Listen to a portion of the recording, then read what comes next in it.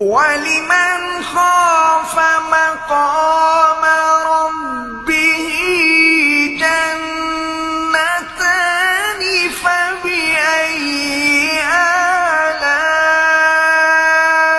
آلاء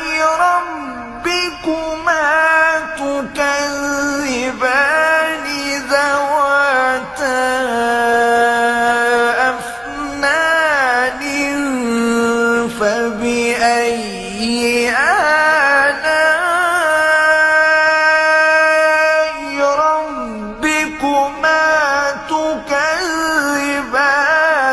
فيهما عينان تجريان فبأي